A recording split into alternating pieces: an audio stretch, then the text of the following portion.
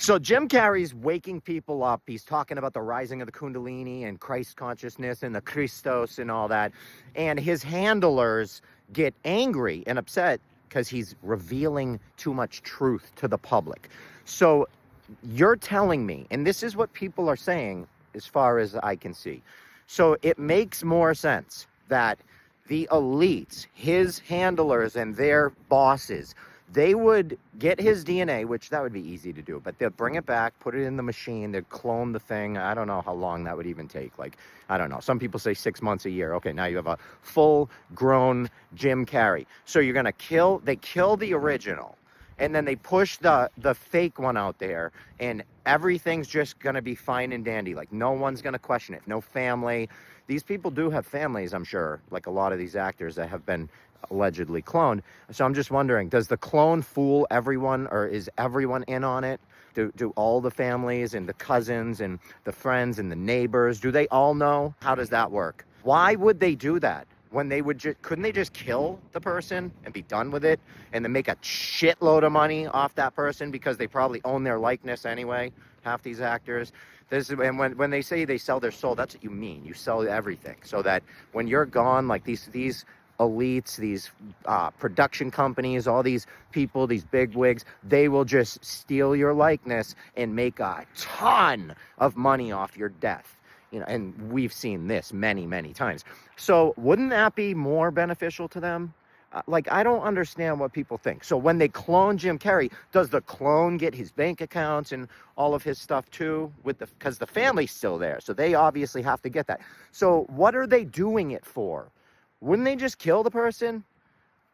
Like, I really, why are people so obsessed with this cloning thing? And I'm not denying cloning. I know that animals have been cloned. I'm sure they clone people. I'm sure they are. I bet you that we all are some kind of a clone. We're all made in some kind of a creepy, weird laboratory. That's what the ancient people believed.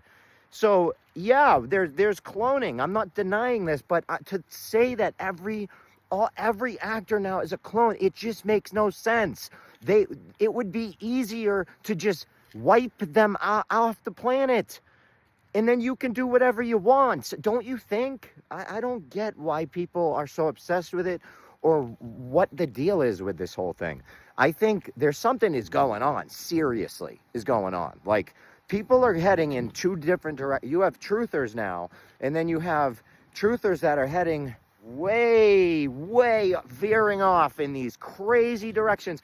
And then you have, like, there are a bunch of really great truthers that are staying like as close to the middle as possible and trying to stay logical. That's what I'm here to do. I'm not a fantasizer. So if that's what you're looking for in content, that's really not me. I try hard to use the logical mind and all, like, the creative mind as well. You need both, but you need to be, your creative mind needs to be rooted in some kind of a solid foundation, or you're just going to drift off and float away. And that's what I'm seeing in most people right now, because influencers have a bit of power. Words are powerful. Symbols are powerful.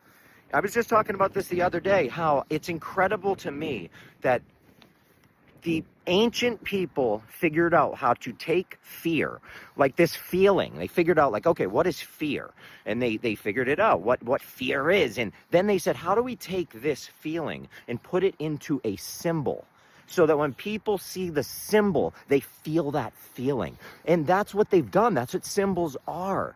And when you understand feelings and how the brain works, in thoughts, in emotions, emotion, energy, in motion, demons, demon, negative, moon, energy, negative energy, manifesting itself into a demon. These things they all make sense when you understand the words and you understand how it works. Then you can root yourself in truth, instead of floating off into fantasy land. But some people want to float off into fantasy land, and I don't know, it's not my job to tell them not to. So I love you all. If you want to learn some of what I have to talk about, go right there. This is my opinion, and I hope to see you there.